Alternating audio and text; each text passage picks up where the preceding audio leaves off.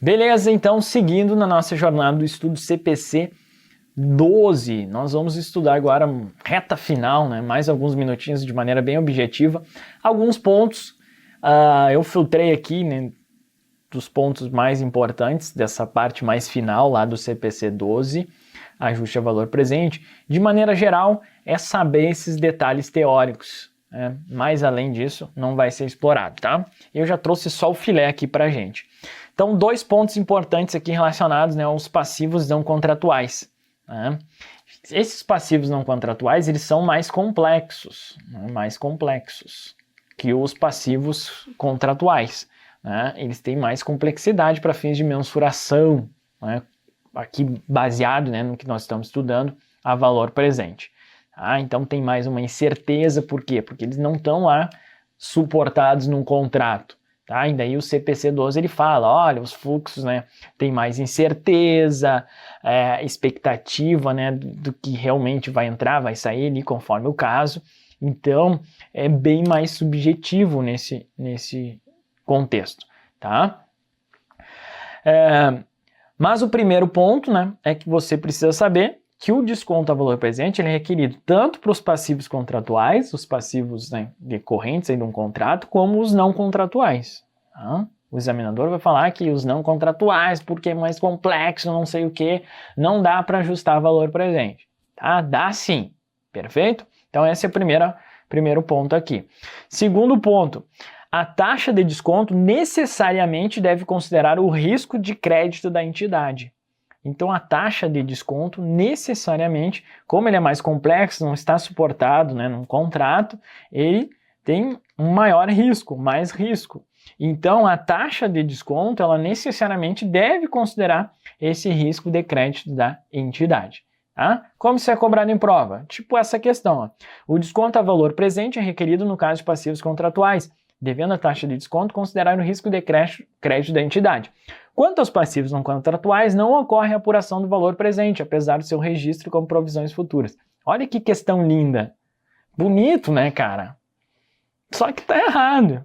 É isso, é saber que é contratual ou não contratual, entendeu? Legal?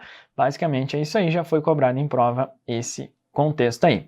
Efeitos fiscais, outro ponto, né, teórico que pode ser cobrado em prova.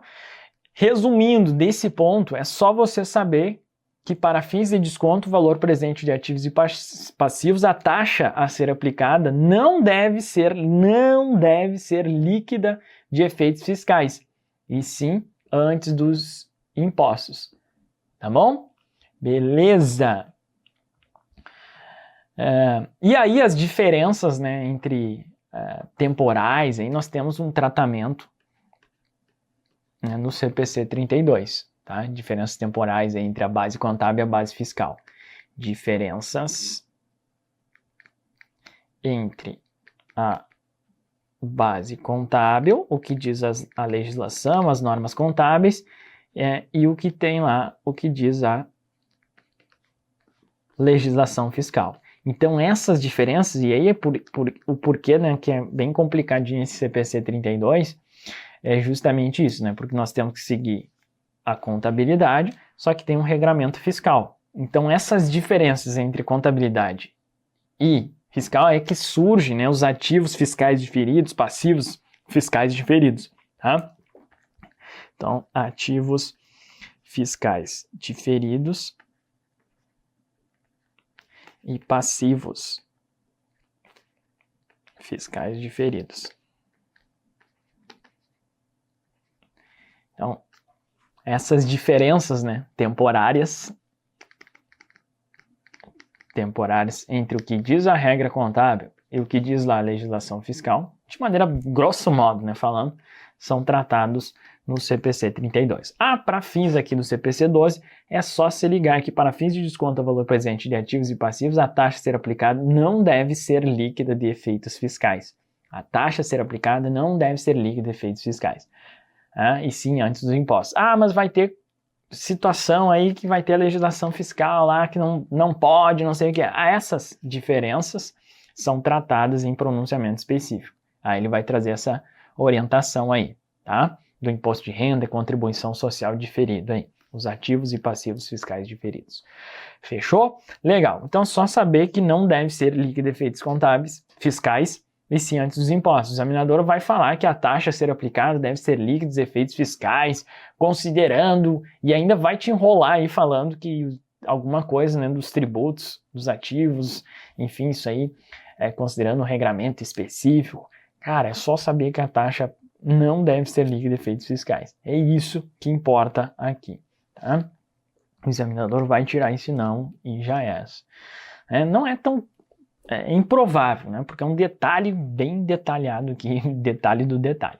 Classificação. Na classificação dos itens que surgem de decorrência do ajuste a valor presente de ativos passivos, quer seja situações de reconhecimento inicial, quer seja os casos de nova medição dentro da filosofia do valor justo, deve ser observada a primazia da essência sobre a forma, conforme determina a estrutura conceitual. Só para controle, né? Sempre a essência sobre a forma, que o CPC 12 também estabelece isso aqui. Tá?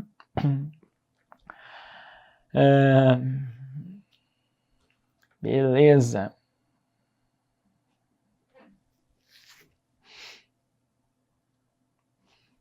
De maneira geral é isso. Divulgação. Então, todo pronunciamento ele tem lá uma parte, né, de evidenciação e divulgação. Essas partes geralmente não vêm sendo cobradas em provas. Então ele traz aqui, né, um rol não exaustivo, né, do que deve ser evidenciado em notas explicativas. Tá? Descrição pormenorizada do item objeto da mensuração a valor presente, natureza dos fluxos de caixa, né, sejam contratuais ou não, se aplicável seu valor de entrada cotada a mercado, quais são as premissas, né, utilizadas pela administração, quais são as taxas de juros de compostos por prêmios incorporados, fatores de risco, montantes fluxos de caixa estimados, horizonte temporal esperado, expectativas em termos do montante, temporalidade, né, dos fluxos, probabilidades associadas.